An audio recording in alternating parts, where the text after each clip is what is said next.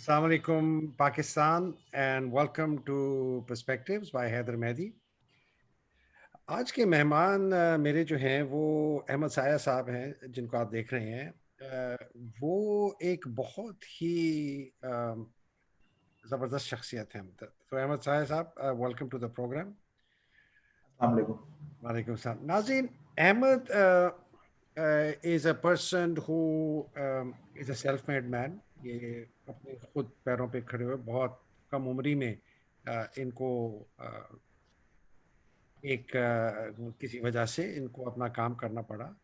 और जो जिस वजह से मैंने इनको बुलाया है वो तीन चार वजूहात हैं, लेकिन एक जो सबसे बड़ी वजह जो आप सामने देख रहे हैं कि 2019 में पूरी दुनिया में कैम्ब्रिज यूनिवर्सिटी जो सिस्टम है उन्होंने एक उनका एनुअल अवार्ड होता है कि दुनिया के बेहतरीन सबसे डेडिकेटेड टीचर को वो देते हैं।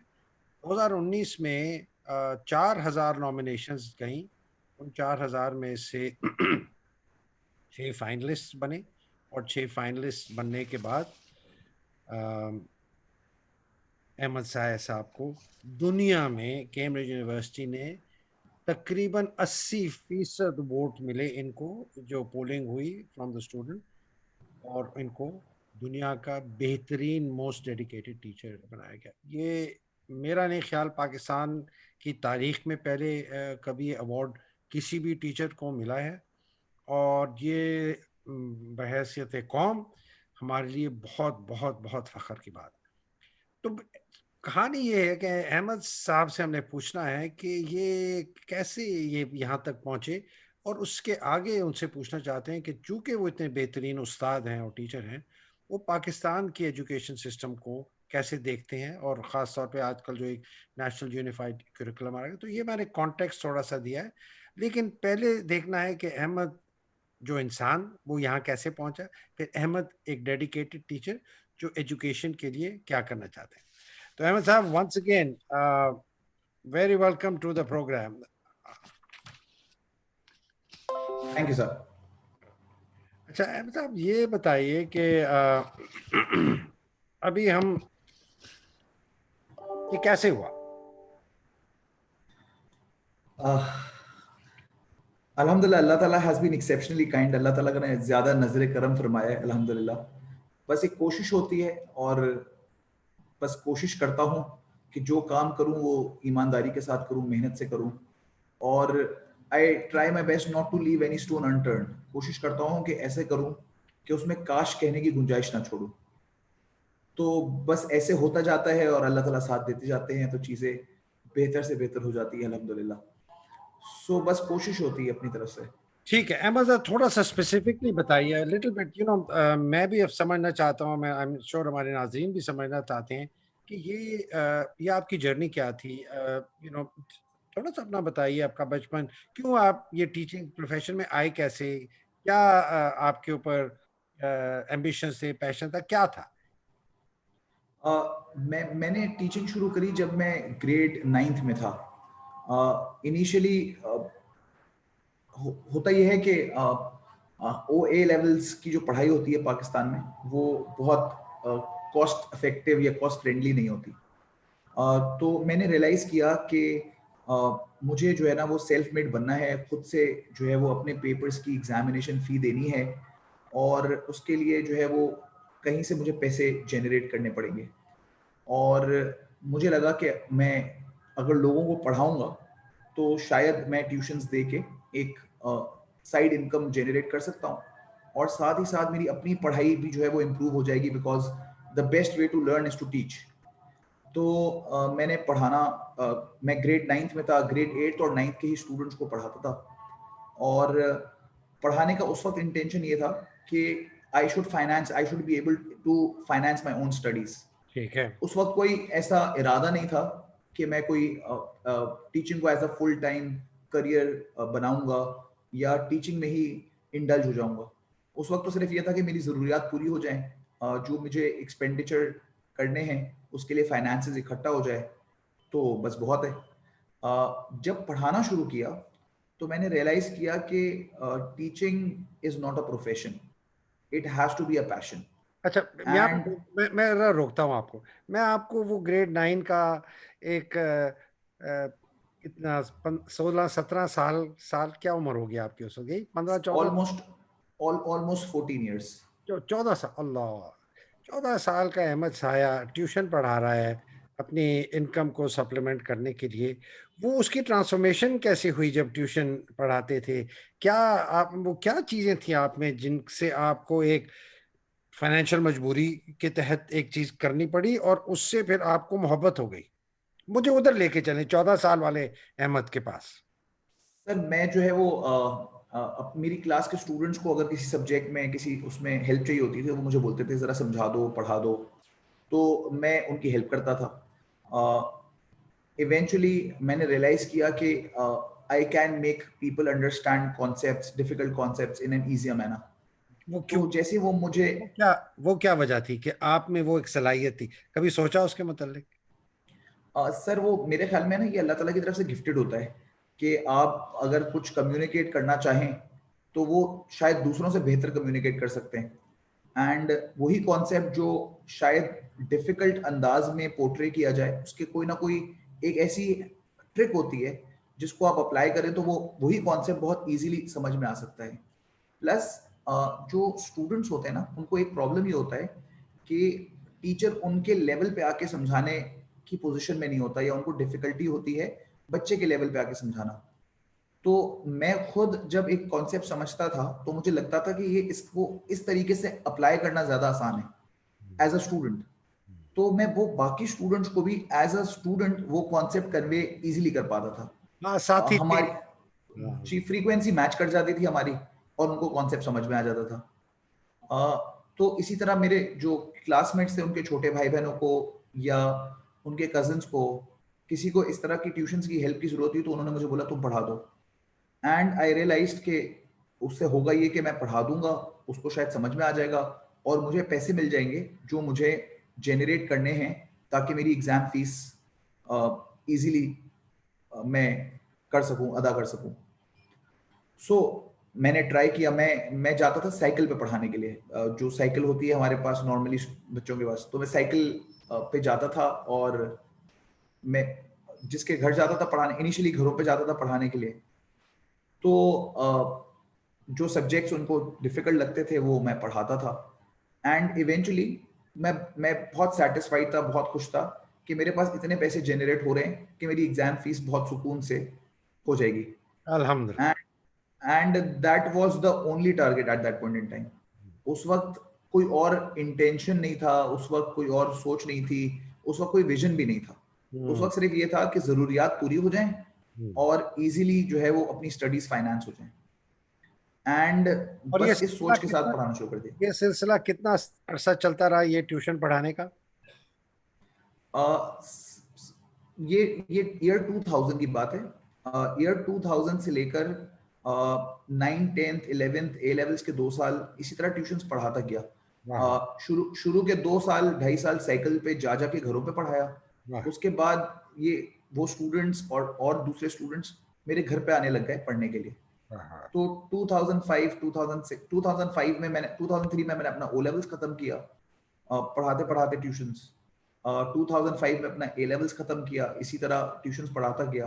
हम्म। और 2005 में ए लेवल्स खत्म ही किया था कि उसके फौरन बाद एक स्कूल से मुझे कॉल आ गई कि हमारे स्टूडेंट्स आपके पास ट्यूशंस पढ़ते हैं, तो आप एक काम करें, हमसे आके मिल लें और हमें बताएं, हमसे आप देख लें अगर आप हमारे पास आके पढ़ाना चाहते हैं।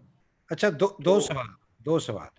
जी सर। कहाँ पढ़ते कहाँ थे? और उसके बाद फिर ये किस स्कूल में गए?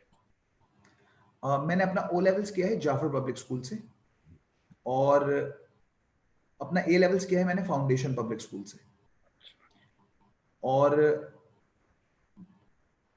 जाफर पब्लिक स्कूल ने जो बेसिक्स बनाई ना मेरी, वो फाउंडेशन थी उस कॉन्फिडेंस की, उस पर्सनालिटी की को शेप अप करने की। और उसके बाद फर्दर ग्रूमिंग हुई मेरी ए लेवल्स में। तो थ्रू आउट जो है वो टीचर्स अल्हम्दुलिल्लाह मुझे इतने सपोर्टिव और इतने अच्छे मिले कि वो मेरी मेरी ग्रूमिंग बहुत बेहतर करते गए।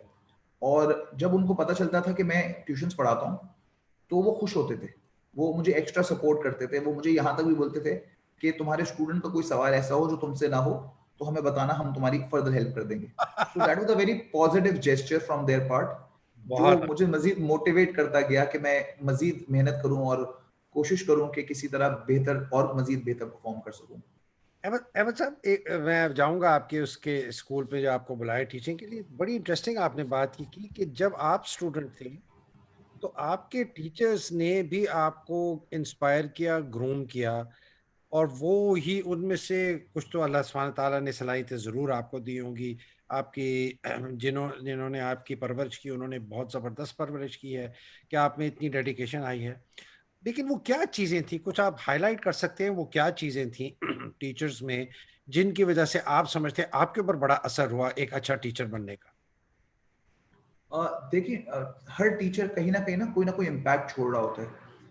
कोई टीचर का पढ़ाने का अंदाज बहुत अच्छा होता है, किसी की पर्सनालिटी इतनी अच्छी होती है कि दिल चाहता है कि उन जैसा इमिटेट किया जाए। हम्म। कुछ टीचर्स जो होते हैं वो पर्सनल लेवल पे आके आपको चीजें समझाते हैं। कुछ आपको बियॉन्ड क्लासरूम इतना टाइम देते हैं कि आपका दिल चाहता है कि आपके अपने प्रॉब्लम सॉर्ट आउट हो जाएं। कुछ टीचर्स आपकी बात सुनते हैं। कुछ टीचर्स आपको मोटिवेट करते हैं कि आपको पढ़ाई के अलावा कोई प्रॉब्लम है तो आप उस प्रॉब्लम्स को सॉर्ट आउट कर लें। तो वाह। हर टीचर कोई ना कोई ऐसी चीज सबक सिखा के जाते थे कि अब जब मुझे ये अवार्ड भी मिला वर्ल्ड्स मोस्ट डेडिकेटेड टीचर का, तो मेरा अपना जाती ख्याल ये है कि if I am the world's most dedicated teacher then my teachers are the epitome of dedication. वाह। मैं अगर डेडिकेटेड हूं तो मुझे डेडिकेशन मुझे सिखाई इन लोगों ने है, वाह। मुझे डेडिकेटेड बनाया इन्हीं लोगों ने है, वाह। और इन्होंने एक रास्ता मुझे दिखाया जिस पे मैं चलना शुरू हो गया। अदरवाइज शायद मैं मेरे पास ना विजन होता, ना इंस्पिरेशन होती, और ना मुझे वो रास्ता मिलता जिस पे मैं चल सकता। जबरदस्त। तो बहुत अच्छा। और बड़ी इंटरेस्टिंग, मैं ये नोट कर रहा था आप जब कह रहे थे ना क्वालिटीज के, पढ़ाने का अंदाज अच्छा होना चाहिए और स्टाइल बड़ा उनका एंगेजिंग होता है, मजाक भी करते हैं, और क्लास के अंदर पढ़ने को आसान बनाते हैं, पर्सनल लेवल पे डील करते हैं, क्लासरूम के बाहर आपके कोई मसले मसाइल सुनते हैं, गुड लिसनर ये नहीं है। और तो ये सारी क्वालिटीज में फिर आप में आ गई। सारी 100% तो नहीं है, बस कोशिश की कि सब थोड़ी थोड़ी ले लूं। हम्म। देखिए, there is always a margin of improvement. मैं चाहता हूँ ये सारी क्वालिटीज मेरे अंदर हो, हम्म। लेकिन टू बी वेरी ऑनेस्ट अभी तक ये सारी क्वालिटीज 100% मेरे अंदर नहीं आई हैं। मैं कोशिश कर रहा हूँ कि ये सारी क्वालिटीज आहिस्ता आहिस्ता आ जाएं। कहीं पे टाइम कंस्ट्रेंट होता है तो शायद मैं बच्चे को वो आउट ऑफ क्लासरूम उसकी एक्स्ट्रा बात सुनने का शायद वक्त नहीं मेरे पास, तो मुझे फील होता है कि अगर मैं शायद और एफर्ट डाल लेता और थोड़ा टाइम दे देता तो शायद उसकी कोई प्रॉब्लम मैं सॉर्ट आउट कर सकता। कभी मुझे ऐसा भी फील होता है कि शायद इतने अरसे से पढ़ा रहा हूँ तो इवेंचुअली वो जो बच्चे के लेवल पे आना होता है शायद एट टाइम्स नहीं भी आ सकता, मेजॉरिटी ऑफ द टाइम शायद yes, but not always. So there is always a margin of improvement. कोशिश जारी होती है कि किसी ना किसी तरीके से मैं वो सारी क्वालिटीज जो मैंने सीखी हैं, जिनसे मैं इंस्पायर हुआ हूँ, जिनकी वजह से मैं कुछ बन पाया हूँ, वो अपने अंदर इम्बेड कर दूं। वाह। और ये सिलसिला मेरे ख्याल में चलता रहेगा जब तक, क्योंकि परफेक्शन तो अचीव हो नहीं सकती। कोशिश लाइए। करी जा सकती है कि परफेक्शन की तरफ जाया जाए। बिल्कुल ठीक। तो अहमद, आप हम जहाँ पर मैंने आपको टोका था माफी चाहता हूँ। आपने कहा कि मुझे एक स्कूल से कॉल आई, और वहां फिर क्या आप क्या टीचर बन गए? जी, वहां पे कॉल आई और उन्होंने मुझे बोला कि आप आ जाए इंटरव्यू के लिए। मैं क्या ऐसी क्या अच्छा उम्र थी उस उस वक्त वक्त? उस वक्त मेरी उम्र थी आई थिंक 17-18 के करीब करीब था, बिल्कुल 18 होने अल्लाह। वाला था। ओहो अच्छा। जी जी। तो मैं इंटरव्यू देने चला गया। अच्छा, उस वक्त तक भी ये नहीं सोचा था कि फुल टाइम टीचिंग में ही आ जाऊंगा। मैं उस टाइम पे अपना एसीसी स्टार्ट कर चुका था immediately after my A levels. अच्छा, बस ए लेवल्स के एग्जाम रिजल्ट आया था। एक चीज नाजरीन को बताते चलें, you are teacher of mathematics mathematics and accounting. And accounting, तो इसलिए आप एसीसीए कर रहे थे और 17-18 साल की उम्र थी। जी प्लीज प्रोसीड। तो ए लेवल्स खत्म ही किया था, ए लेवल्स के फौरन बाद एसीसी स्टार्ट ही किया था, और अभी तक एसीसी का कोई पेपर नहीं दिया था क्योंकि वो 6 महीने बाद पेपर होना था। और मुझे कॉल आई। अ, उस वक्त तक भी सोचा नहीं था कि टीचिंग एज अ प्रोफेशन परसू करूंगा। एसीसी कर रहा था, सोचा ये था कि चार्टर्ड अकाउंटेंट बन के ठीक। और इवेंचुअली कोई नौकरी। चार्टर्ड अकाउंटेंसी फर्म की जॉब करूंगा। बिल्कुल सही। एंड जब कॉल आई मैं इंटरव्यू देने चले गया। जब इंटरव्यू के लिए उन्होंने मुझे अंदर बुलाया रूम में, तो उन्होंने मुझे देख के बोला, आप हैं अहमद साया? मैं जी नहीं हूँ। तो उन्होंने बोला, हम तो समझे कोई बढ़िया उम्र का आदमी होगा, कोई होगा, तो तुम तो बच्चे हो। अल्लाह। मैंने बोला, आपने बुलाया है, यही हूँ आपके सामने हूँ। उन्होंने बोला, अच्छा बैठ जाओ। उन्होंने इंटरव्यू लिया और उन्होंने बोला अच्छा, फिर उसके बाद उन्होंने बोला डेमो दोगे? मैंने बोला जी दे दूंगा। मैंने डेमो दिया और अल्हम्दुलिल्लाह वो डेमो के बाद इतने इंस्पायर हुए, बोला क्या क्या पढ़ा लेते हो? मैंने बोला मैथ, एड मैथ, अकाउंटिंग पढ़ा लेता हूँ ओ लेवल्स की, और ए लेवल्स की मैथ अकाउंटिंग पढ़ा लेता हूँ। वो ओ लेवल स्कूल था।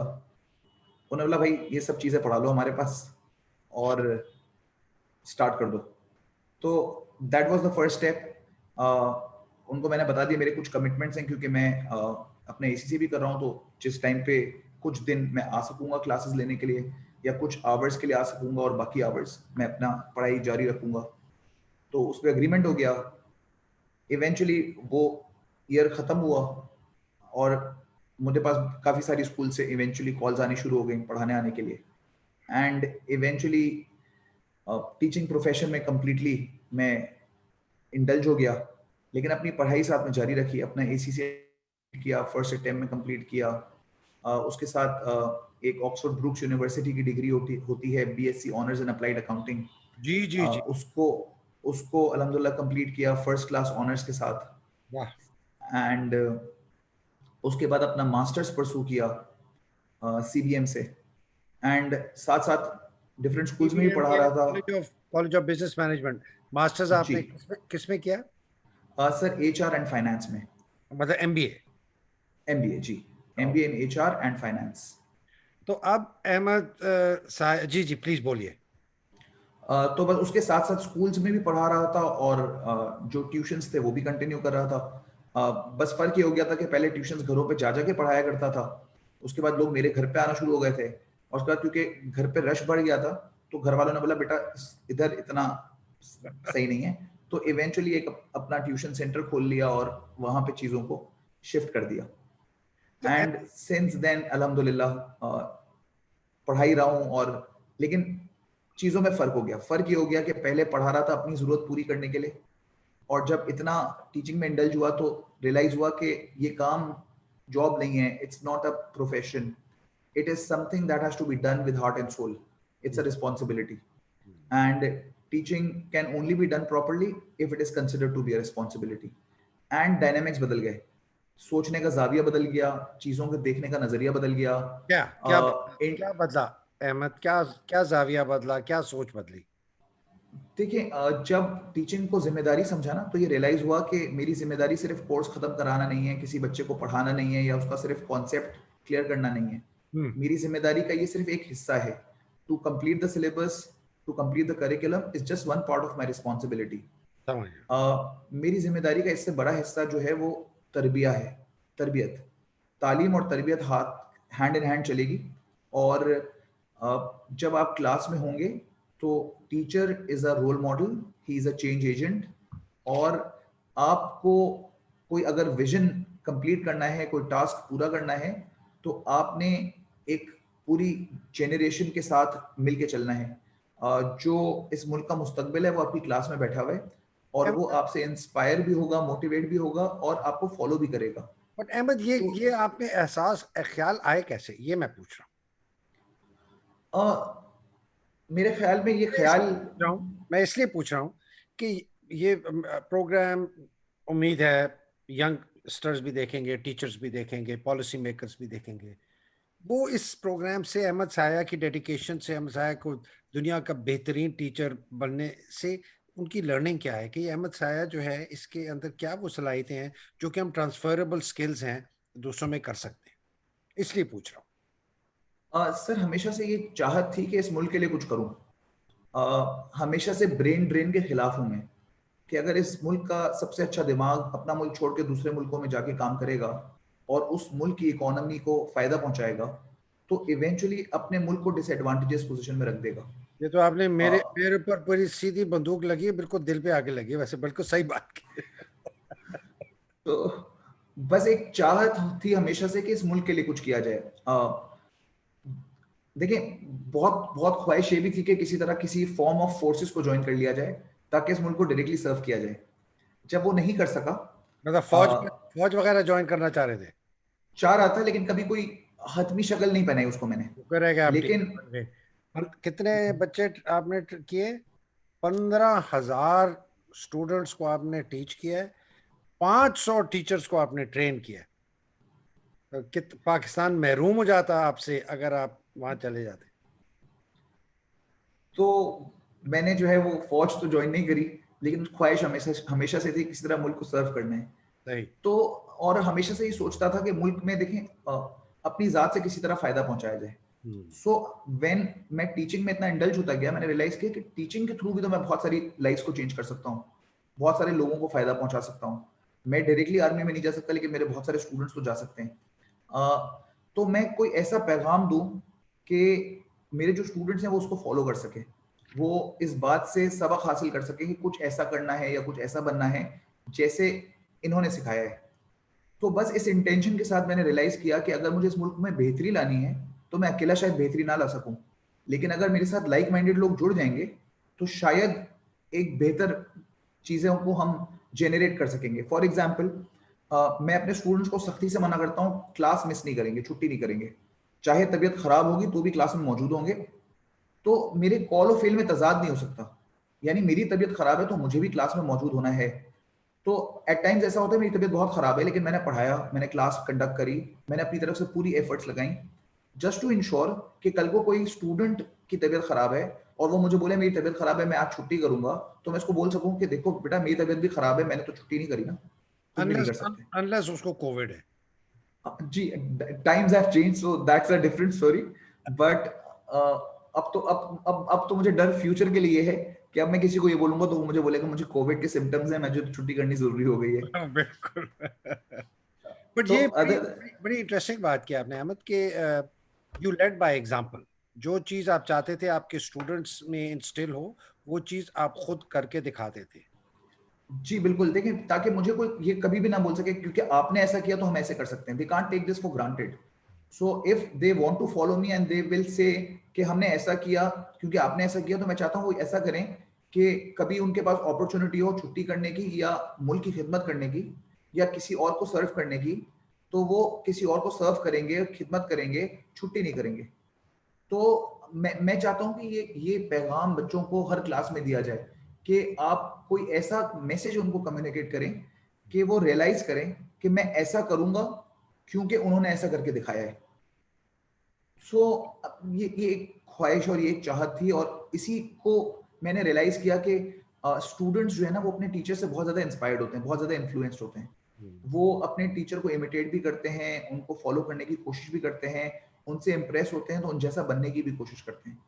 तो ये जिम्मेदारी मेरे ऊपर एक्स्ट्रा आ गई कि अगर मुझसे कोई बच्चा इंप्रेस होके मुझ जैसा बनना चाहता है तो मुझे कुछ बेहतर बनना पड़ेगा। अदरवाइज मैंने क्या छोड़ा मैसेज उसके लिए, या क्या पैगाम छोड़ा, या उसके लिए क्या इंस्पिरेशन सेट करी। मैंने उसके लिए ऐसी इंस्पिरेशन सेट करनी है कि वो उसके अंदर पेट्रियोटिज्म जाग जाए, उसको इस बात की रियलाइजेशन हो जाए कि उसको इस मुल्क के लिए कुछ काम करना है, उसको रियलाइज हो जाए वो इस मुल्क का मुस्तकबिल है। उसने रियलाइज करना है कि बेशक उसके इर्द गिर्द बहुत सारे गलत काम हो रहे हैं, लेकिन वो गलत काम नहीं कर सकता because he is responsible for his actions, not any one else's actions. उसके पास अगर रिसोर्सेज नहीं है, हमारे मुल्क में अगर किसी चीज की कमी है तो उसको रिसोर्सफुल होना पड़ेगा। रिसोर्सेज की कमी होने के बावजूद भी वो रिसोर्सफुल हो सकता है और वो बहुत कुछ चीजें बहुत बेहतर तरीके से अपनी सलाहियतों से कर सकता है। उसके पास टैलेंट है जो वो अभी तक हार्नेस नहीं कर पाया क्योंकि उसको अपॉर्चुनिटी नहीं मिली, लेकिन उसको अपॉर्चुनिटी खुद ढूंढनी पड़ेगी।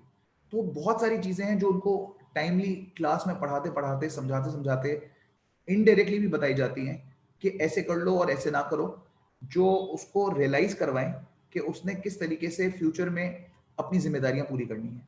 अहमद, आपने बहुत ही एक क्रिटिकल एस्पेक्ट के ऊपर बात की है। मैंने भी कुछ पढ़ाया है यूनिवर्सिटीज़ में, एमबीए प्रोग्राम्स वगैरह में, फॉर्मल भी पढ़ाया, और मैं कंप्लीटली एग्री आपसे करता हूँ कि ये बच्चे even at college and university level ये मोम होते हैं, मोम। और हमारे जिंदगी में दो माहौल बहुत ज्यादा असरअंदाज हैं, घर का और आपके स्कूल का। बिकॉज दोनों में ये एक वो क्या कहते हैं ना, लार्जर फादर फिगर या मदर फिगर होता है, ठीक है, बहुत बहुत ज्यादा इन्फ्लुएंस होता है। ये बच्चे की जो सांचे, जिस सांचे में वो मोम जाएगी ना, इस ये 6 7 8 10 साल की आगे भी, तो उधर तक, उधर से ये बनेगा। और ये जो खास तौर पे आपने खुद एतमादी की बात की कि करना तुमने है, ये दुनिया की तरफ तुमने नहीं कहना कि मेरे साथ ये जुल्म हुआ है।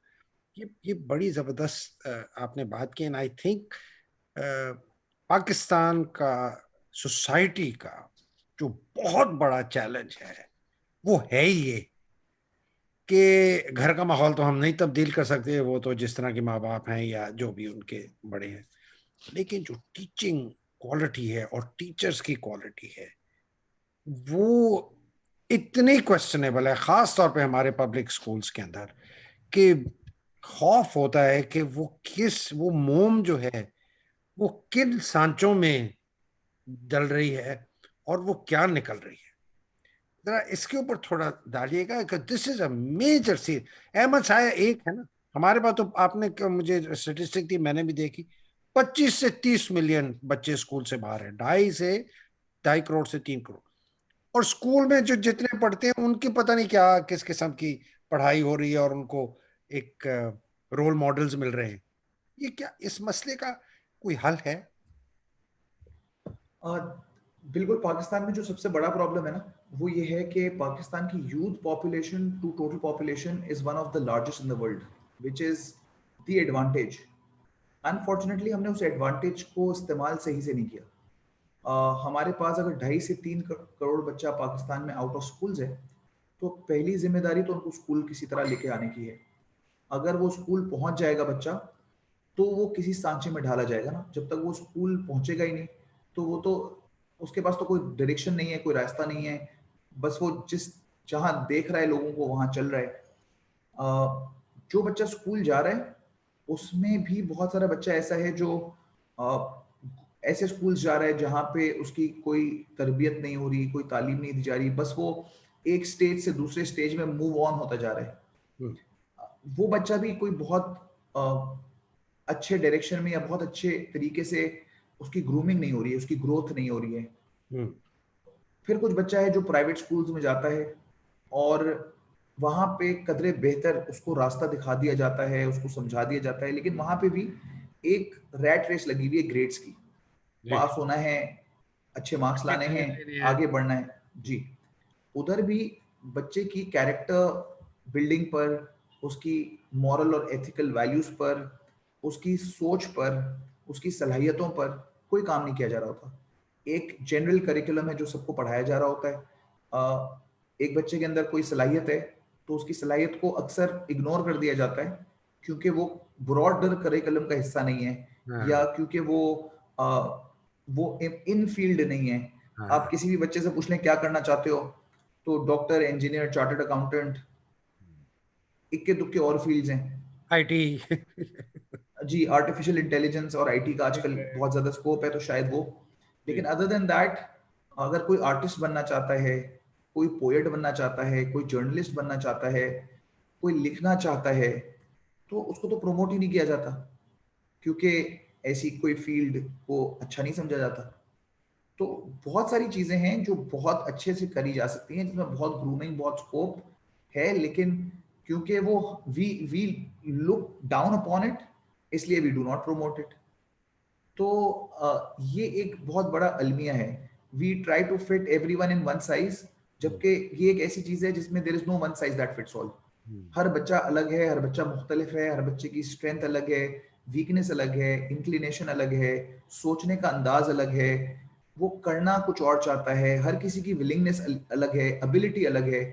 तो और हम कर सबके साथ बर्ताव ये रहे हैं कि सबको एक ही सांचे में ढाल रहे हैं। तो हम्म। हर किसी के लिए एक अलग सांचा होना चाहिए, जिसमें उसको ढाला जाए, उसको मोल्ड किया जाए, और उसकी बेस्ट एबिलिटीज को आइडेंटिफाई करके उसको प्रमोट किया जाए। तो अहमद, ये बात तो बहुत सही आपने की, लेकिन हम पाकिस्तान, अहमद साहब मोस्ट डेडिकेटेड टीचर, 4,000 लोगों में से 6 फाइनलिस्ट में से एक निकला, ठीक है, माशाल्लाह, अल्हम्दुलिल्लाह रब्बिल आलमीन। पाकिस्तान में 3 करोड़ बच्चा स्कूल से बाहर, इतने ही पता नहीं पब्लिक स्कूल में पढ़ रहे हैं। उनको तो भूल ही जाए कि उनको किस किस्म की तालीम मिल रही है। शायद कई गवर्नमेंट स्कूल्स होंगे जो अच्छे होंगे, बड़े बड़े शहरों में प्राइवेट सेक्टर लोगों ने अडॉप्ट कर लिए हैं, तो वहाँ टीचिंग शायद अच्छी हो। और प्राइवेट सेक्टर के स्कूल जो है उनको हम मनी मेकिंग मशीन्स कहते हैं कि जी वो सिर्फ है कि बस फीस दिए जाओ, 10,000 रुपए फलानी रजिस्ट्री। मतलब मैं ये कह रहा हूँ इट इज एन इंडस्ट्री। तो बच्चे के ऊपर तो कोई फोकस नहीं है, जिस तरह आपने कहा O level A level grade बना दो, फलाना कर दो। और ये एक फैक्ट्री है, सॉसेज फैक्ट्री, बस निकाले जाओ निकाले जाओ।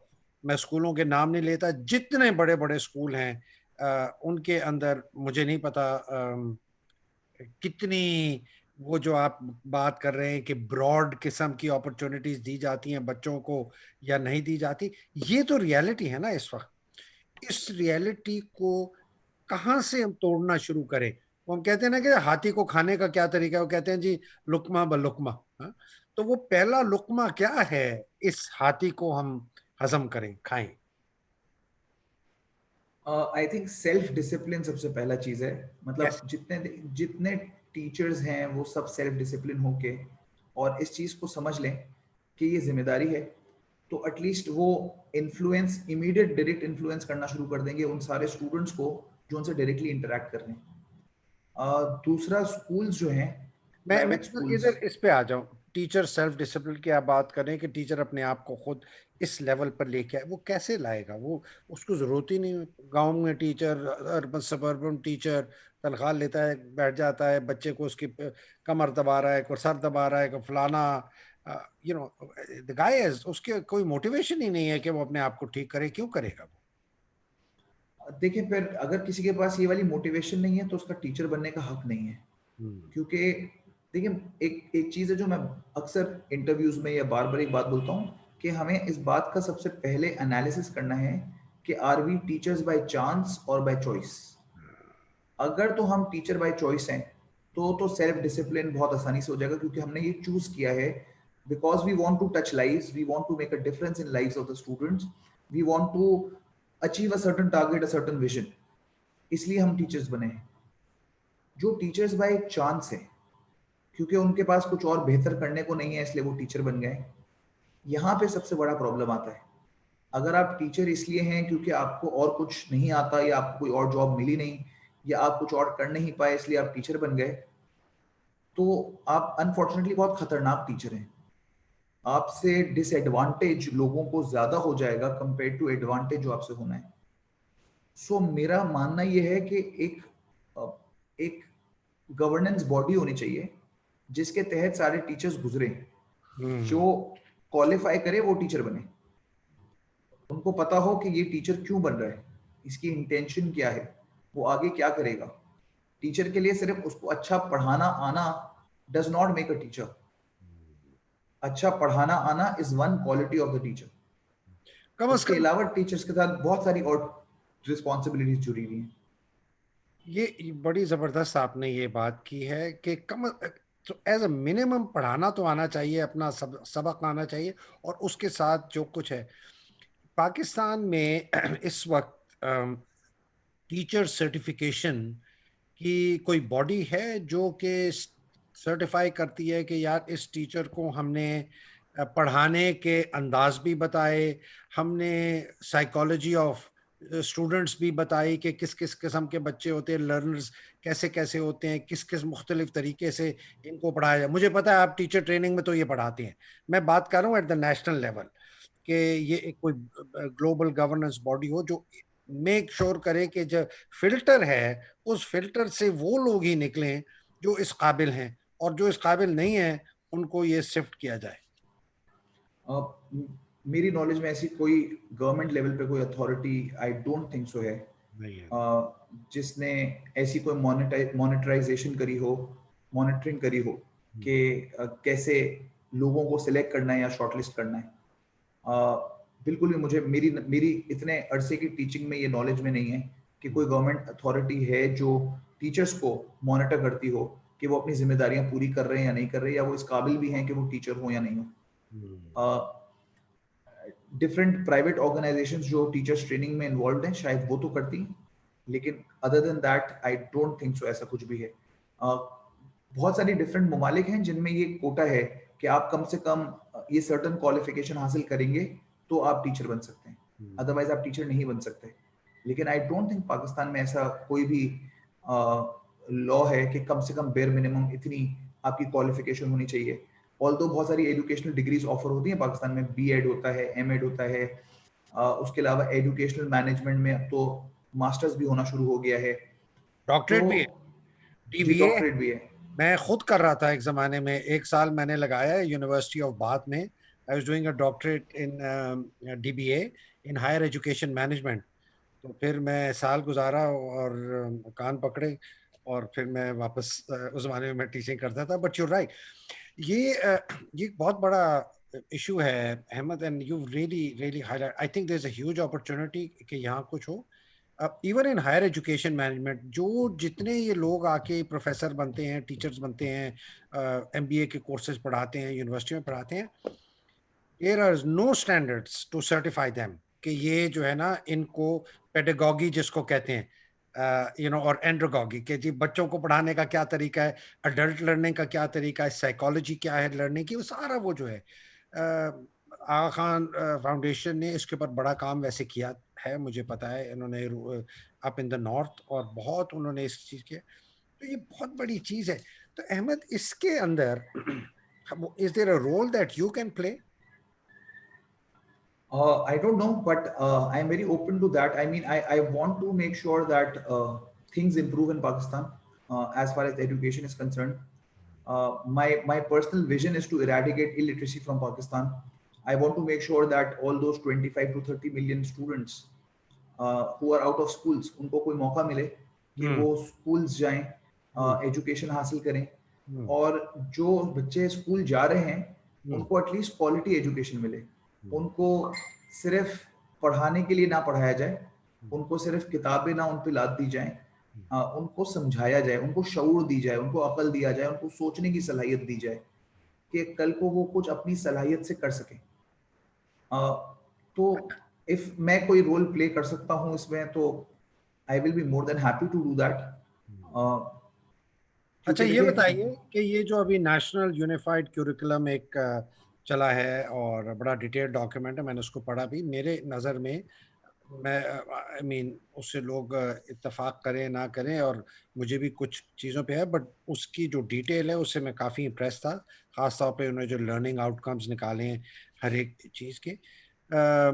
सवाल थोड़ा सा मुख्तलिफ है। इधर से कहीं से आपको इन लोगों ने कांटेक्ट किया कि अहमद साहब आए ज़रा, आप भी दुनिया के बेहतरीन टीचर थे 2019 में, आप ज़रा आके हमें इनपुट्स दें इस नेशनल यूनिफाइड करिकुलम में? नहीं सर। और यही है प्रॉब्लम। मैं आपके ऊपर जब रिसर्च कर रहा था तो मैंने सिर्फ अहमद साया डाला मोस्ट डेडिकेटेड टीचर, और मुझे कुछ 100 की किस्म की हिट्स मिली। ठीक है, जहाँ पर आपके इंटरव्यू, आर्टिकल बाहर, यहाँ ऑस्ट्रेलिया में, यूके में, सारे टीवी चैनल ने।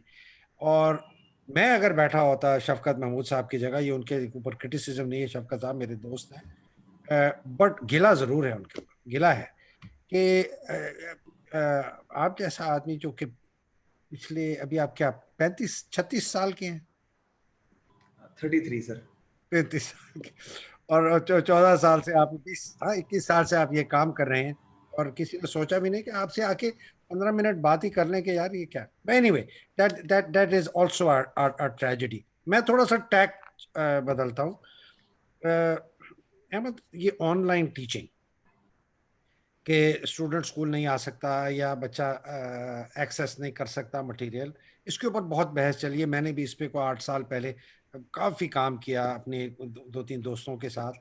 और हमारा एक मफरूज़ा ये था कि अगर हम अहमद साया जैसे एक ऑसम टीचर ले लें और उसको रिकॉर्ड करें अपना वो पूरा ओ लेवल का, जिस तरह वो पूरे साल में पढ़ाता है या 2 साल में पढ़ाता है, और वो ए लेवल का सारे पीरियड 1-2 साल में पढ़ाता है, वो वीडियोस रिकॉर्ड करके और स्कूलों को दें कि यार जब आपकी मैथ्स का क्लास हो ना, ये वीडियो लगा दो। ये दुनिया का बेहतरीन मैथ्स का टीचर है। आपकी जो मैथ्स की टीचर है या है, खातून या साहब, वो जब ये लेसन वीडियो पे चल खत्म हो जाए, तो अगर कोई सवाल जवाब है तो वो जवाब दे दे, कि लोगों को एक सुपर क्वालिटी की इंस्ट्रक्शन मिले। ठीक है ना, इसमें वो बाकी बातें नहीं है कैरेक्टर की और जो कुछ है, बट कम अज कम the quality of instruction to the teachers is of the best quality available. तो हमने कहा कि यार ऐसे टीचर ढूंढो, हर क्लास के ढूंढो, हर सब्जेक्ट के ढूंढो, उनको वीडियो टेप करो, और पूरा ग्रेड 1 से लेकर मैट्रिक तक का ये एक सिलेबस बनाओ। बहुत एम्बिशियस तो हमारे प्लान थे। और ये जाके स्कूलों में दे दो, गवर्नमेंट स्कूल्स में दे दो जाके, उनको यूएसबी पे ये लोड करके उनको कहो यार ये पूरा तुम्हारा जनाब, ये क्लास 1, ये 2, ये 3, ये 4, ये 5, और ये कर। तो ये, और ऑनलाइन लर्निंग, और ये सारा मटेरियल ऑनलाइन भी अवेलेबल हो कि लोग जाके अहमद साया पीरियड 1, क्लास 2 पीरियड निकाले, देखे, समझ आ गई, और खुद सब्जेक्ट समझ ली।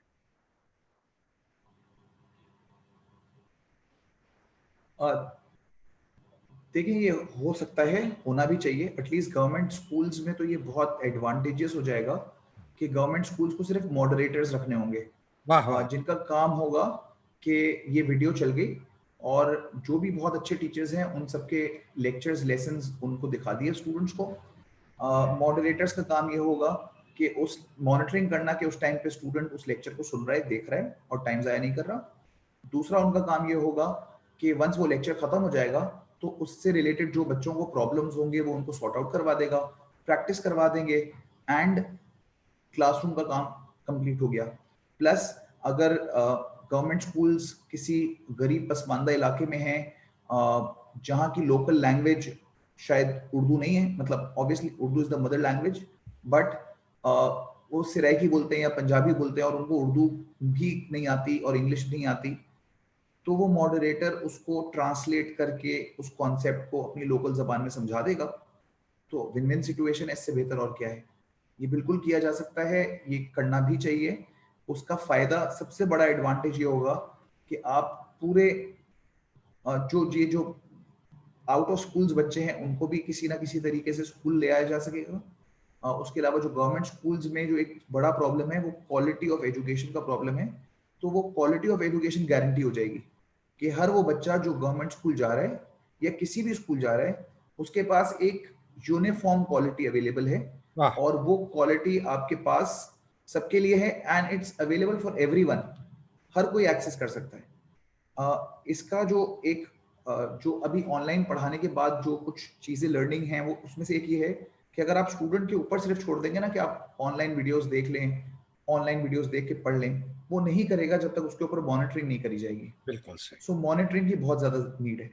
तो जो मॉडरेटर होंगे उनके पास गवर्नमेंट स्कूल्स में या कोई भी ऐसे स्कूल में जो ये वीडियो लेक्चर्स चलाने को तैयार हैं, तो वो मॉडरेटर का जो काम होगा वो रिस्पॉन्सिबिलिटी होगी एक, बच्चों को मॉनिटरिंग करना, दूसरा मेक श्योर करना कि उसमें अगर कोई शॉर्ट कमिंग है इन द सेंस कि बच्चे को समझ में नहीं आ रहा है तो वो उनको री एक्सप्लेन कर दिया जाए, उस लैंग्वेज में एक्सप्लेन कर दिया जाए जिस लैंग्वेज में उसको इजीली समझ में आता है।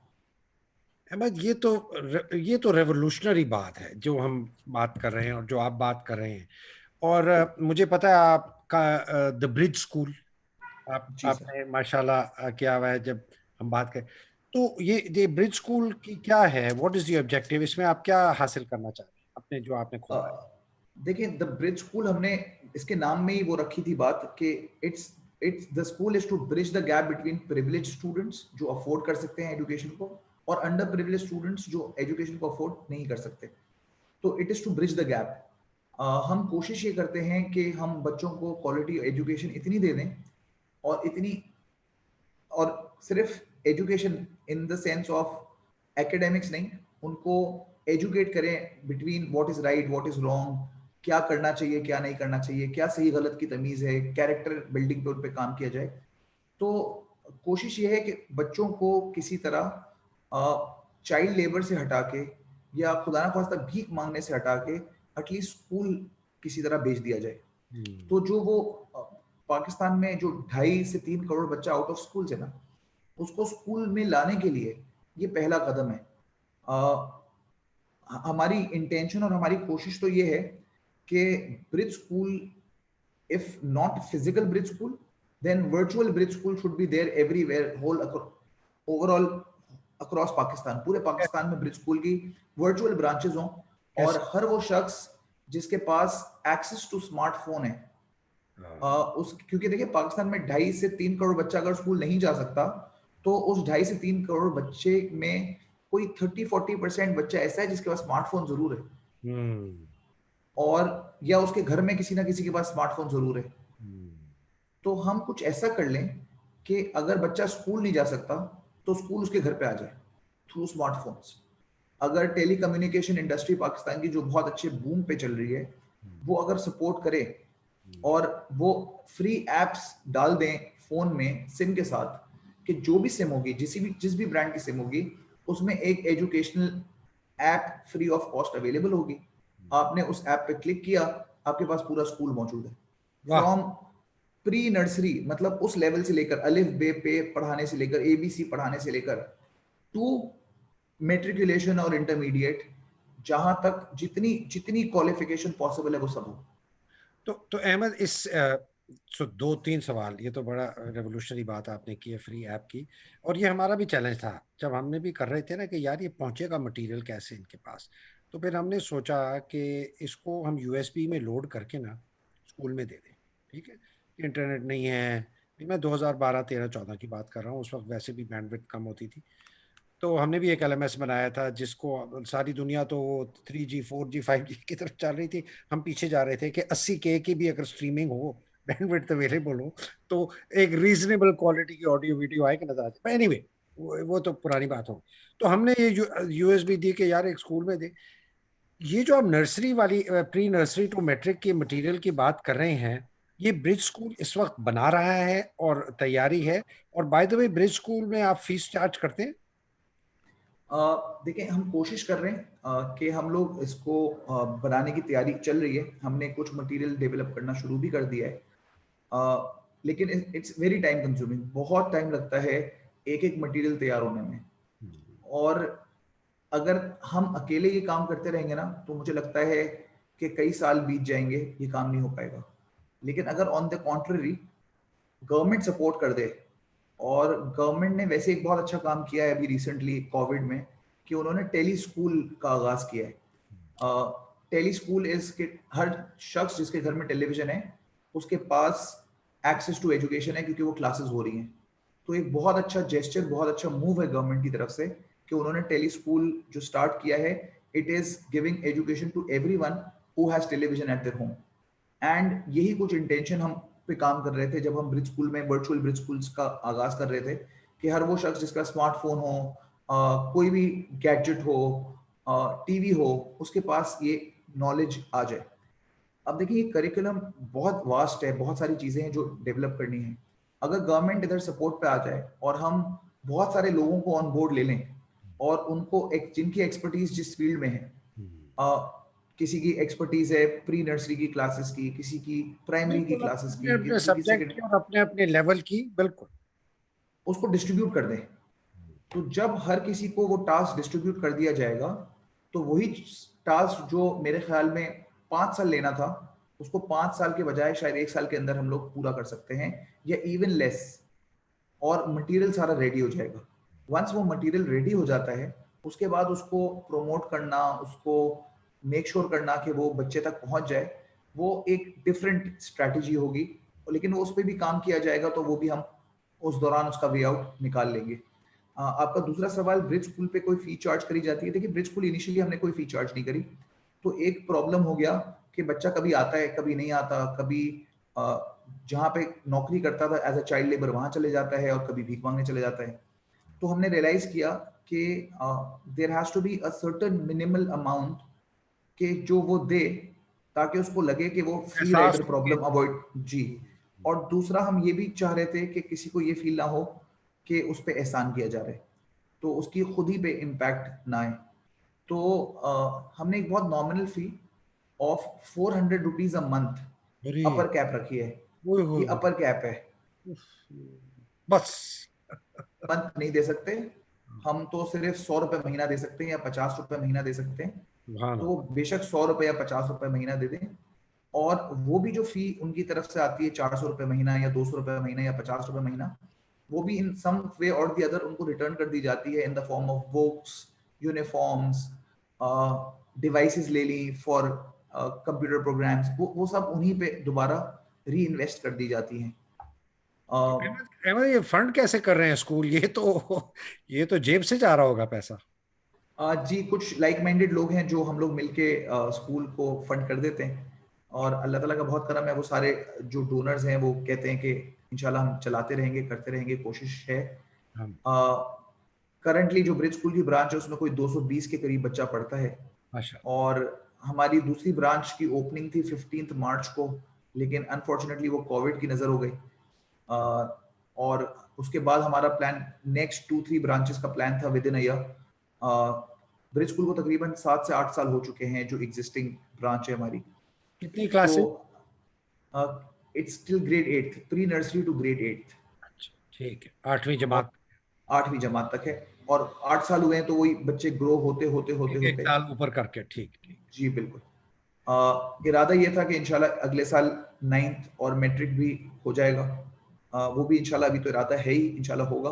और साथ ही साथ ये इरादा था कि 2-3 और ब्रांचेस भी ऐसे ही गरीब पसमानदा इलाकों में खोल दी जाएं जहां पे एक्सेस टू एजुकेशन नहीं है, ताकि हर वो शख्स जिसके पास एजुकेशन हासिल करने की ज़रूरत तो है लेकिन जगह नहीं है, एबिलिटी नहीं है, अफोर्डेबिलिटी नहीं है, या शऊर नहीं है।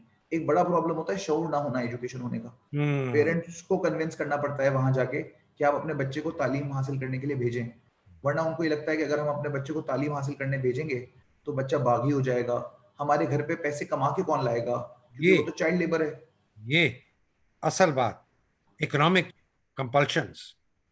बिल्कुल। अब देखिए, अगर अगर गवर्नमेंट कोई ऐसी लेजिस्लेशन लेकर आए कि हर वो बच्चा जो स्कूल पढ़ने जाएगा उसको एक सर्टेन स्टाइपेंड दिया जाएगा स्कूल जाने का, और वो बच्चा जो स्कूल नहीं जाएगा उसके पेरेंट्स को पनिश किया जाएगा, तो ऑटोमेटिकली पेरेंट्स अपने बच्चों को स्कूल भेजना शुरू कर देंगे, क्योंकि बच्चे को स्कूल भेजेंगे तो वो कमा के लेकर आएगा, क्योंकि उसको स्टाइपेंड मिलेगा स्कूल जाने का। और अगर नहीं भेजेंगे तो वालिदैन को सजा मिलेगी। तो सजा से बचने के लिए और स्टाइपेंड लाने के लिए वो बच्चे को मजबूर होकर स्कूल भेजेंगे। अहमद ये, इवेंचुअली जी जी, इलिटरेसी इरेडिकेट हो जाएगी पाकिस्तान से, अहमद अगर यार, राइट मेजर्स ले ली जाए तो। बात सही कि ये जो जो इल्हाक है ना, जो जो आपस में जोड़ है गुर्बत का और एजुकेशन का या लिटरेसी का, ये बहुत क्लोज है। बिकॉज जहाँ गरीब, जितनी भी गरीब सोसाइटीज़ हैं आप देख लें, चाहे हमारा, चाहे अफ्रीका, लैटिन अमेरिका में, अगर वहाँ आप ये देखें कि चाइल्ड लेबर रैम्पेंट है। क्यों रैम्पेंट है? गुर्बत है, और ये एक एसेट प्रोड्यूसिंग कमोडिटी बन जाते हैं। इसको रेगुलेशन इसको ज़रूर मदद करेगी। असल इसका जो बेस है ना, वो ये है कि लोगों की ज़रिया माश और आमदन है वो इतनी हो जाए कि वो अपने बच्चों को स्कूल खुद से, हाँ, भेजना शुरू करें। उनको ये पता चले कि कल को जब ये पढ़ लेगा बच्ची मेरी या बच्चा, तो इस ये एक बेहतर प्रोड्यूसिंग एसेट होगा। अच्छा, तो ये, यू आर एब्सोल्युटली राइट, ये दो बहुत मिले जुले हैं, और सोसाइटीज बनती ही इसी से हैं।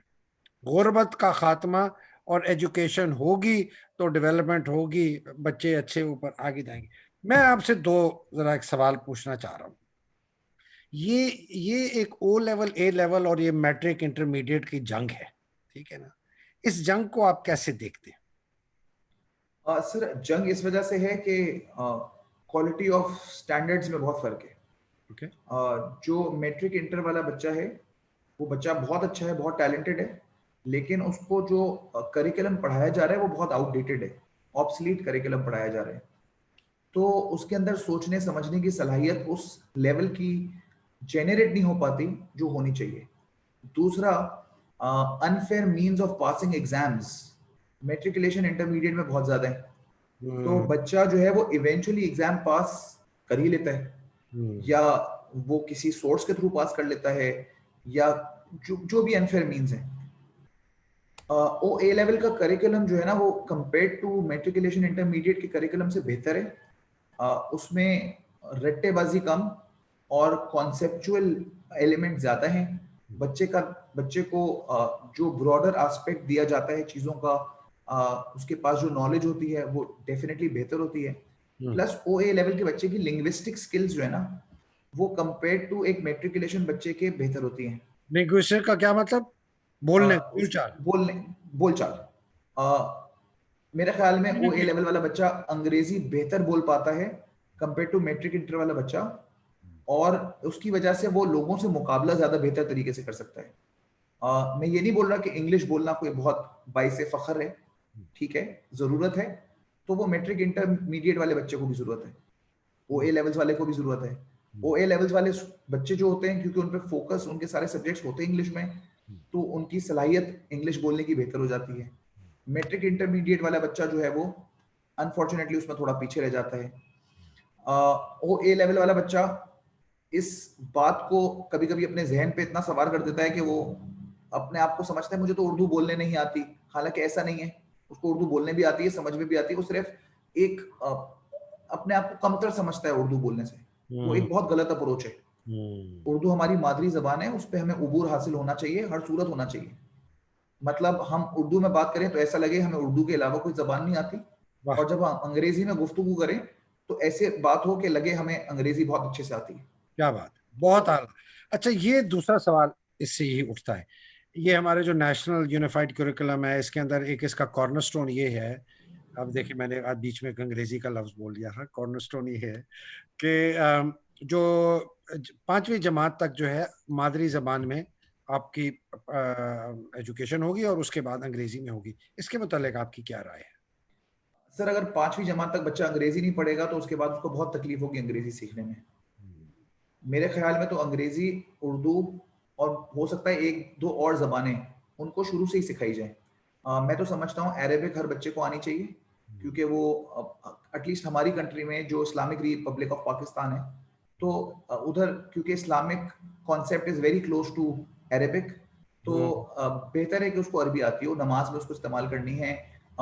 उसने वाह, उसके लिए एक जरूरत है कि उसको वो समझ के करे जो भी काम कर रहे हैं। तीन जबानें, दूसरा, उर्दू, अंग्रेजी, अरबी। वाह वाह। इसके अलावा और भी जबानें हैं, मतलब अगर चाइनीज भी आनी चाहिए, क्योंकि चाइना से हमारा इंटरेक्शन बहुत ज्यादा है, और with economic corridor opening CPEC की वजह से तो चाइना का इंटरेक्शन और बढ़ जाएगा, तो चाइनीज भी आनी चाहिए। तो आप तीन चार लैंग्वेजेस सिखाएं बच्चे को, कोई हर्ज नहीं है। अगर हम सिर्फ यही बोलेंगे कि सिर्फ मादरी जबान आए और बाकी लैंग्वेजेस को हम इग्नोर कर दें, तो ऐसा नहीं कर सकते। और आपका मादरी जबान, तजुर्बा? जी, सॉरी। नहीं तो मादरी जबान बहुत इंपॉर्टेंट है, उस पर उबूर होना चाहिए, लेकिन उसके साथ साथ कम से कम 2 से 3 लैंग्वेजेस और आनी चाहिए। और आपका तजर्बा ये कहता है, 15 साल से आप माशाल्लाह पढ़ा रहे हैं, 15,000 बच्चों को पढ़ाया, 500 टीचर्स को आपने ट्रेन किया।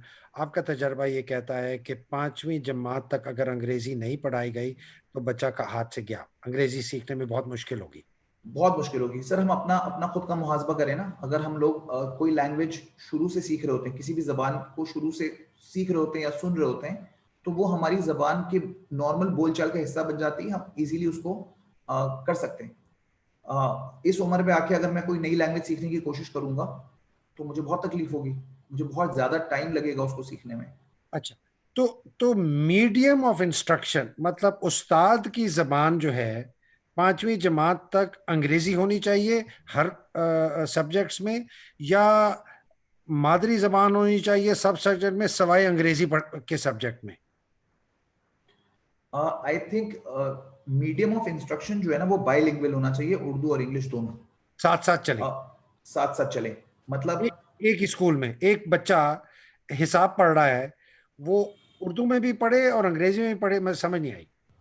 नहीं, देखें, इंग्लिश की क्लास में तो medium of instruction completely English होगा, अंग्रेजी वो होगी। तो बिल्कुल होगा। जो उसके अलावा जो सब्जेक्ट्स हैं, अगर देखिए वो उर्दू में पढ़ाए जाएंगे तो वो, आई डोंट नो वो कैसे पढ़ाए जाएंगे। मतलब मैं उसको तसव्वुर नहीं कर पा रहा हूँ कि अब अगर बच्चे को साइंस पढ़ाई जा रही है और उसको फोटोसिंथेसिस पढ़ाया जा रहा है, तो उसको उर्दू में कैसे पढ़ाया जाएगा और उसको कैसे समझाया जाएगा। समझा तो फिर भी दिया जाएगा, उसकी उर्दू की जो टर्मिनोलॉजी होगी आई थिंक वो इतनी मुश्किल होगी कि तकलीफ हो जाएगी समझने में। और बहुत सारे, ये हम बात कर रहे हैं पहली, दूसरी, तीसरी, चौथी, पांचवी जमात की, ठीक है ना? उधर भी आप समझ रहे हैं कि बहुत मुश्किल होगा अगर बाकी जो सब्जेक्ट्स हैं अदर देन इंग्लिश, उनको अगर उर्दू में या मादरी जबान में या सराइकी में या बलोची में, वो तो और भी कॉम्प्लिकेटेड, बहुत मुश्किल पश्तो हो में या जाएगा। सिंधी में, बहुत मुश्किल। देखिए, ये जो छोटी जमातें होती है ना, उनमें तो आई थिंक अगर हर बच्चे को बेसिक 3 से 4 सब्जेक्ट सिखाए जाएं और उसके बाद फिर बाकी सब्जेक्ट्स से उसको आगाह किया जाए, तो भी काम हो जाता है। बस उर्दू, इंग्लिश, मैथ्स और साइंस। ये तो स्टेम, हाँ, जी, ये Urdu, Urdu, English, English, math, science math और और उसके साइंस। साथ एक रिलीजियस स्टडी या बेसिक कोई रिलीजियस हाँ, जिसमें ठीक। उनको चीजें सिखाई जा रही हो। उर्दू आनी बहुत जरूरी है, इंग्लिश क्योंकि यूनिवर्सल लैंग्वेज है, उसको सीख लेना भी शुरू के स्टेज से ही बहुत बेहतर है। हम्म। मैथ एक ऐसी चीज है जो दिमाग खोलेगी, और साइंसेस अगर हों तो ये 4 चीजें अगर बच्चे को शुरू से सिखाई जाएं एक सर्टेन लेवल तक, और उसके बाद फिर उसको कोई भी चीज सिखाई जाए, मतलब आप उसका बाद कोई भी सब्जेक्ट उसको सिखा दें, तो उसके अंदर इतना शऊर आ चुका होता है कि वो किसी भी सब्जेक्ट को समझने के काबिल होता है। बहुत आला, बहुत आला। तो अहमद, ये आखिरी जो आपने जो बात की है ना, मैं उस पर आपको खैर बात और खुदा हाफिज कहना चाहता हूँ।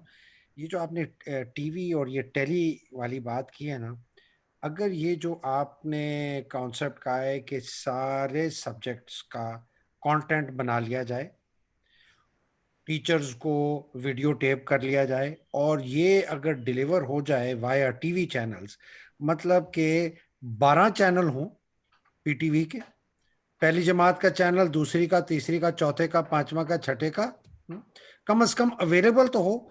उधर जाके आप अपनी पहली जमात का पहला लेसन खोल लें, देख लें, दूसरी का खोल लें। मुझे याद है जब हम ये कर रहे थे तो हमने लोगों को दिखाया, तो हमें इतने लोगों ने कहा, अरे ये तो मैं अपने घर में भी 15 बच्चों को बुला के या 10 को बुला के मैं ये दिखा के मैं उनको पढ़ा सकता हूँ या पढ़ा सकती हूँ।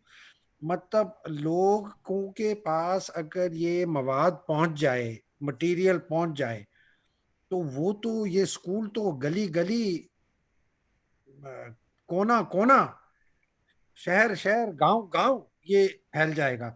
और अगर ये टीवी पे अवेलेबल हुआ, तो हाँ, वो आपने एक बात की, मॉनिटरिंग शायद ना हो, लेकिन कम से कम अवेलेबल तो है।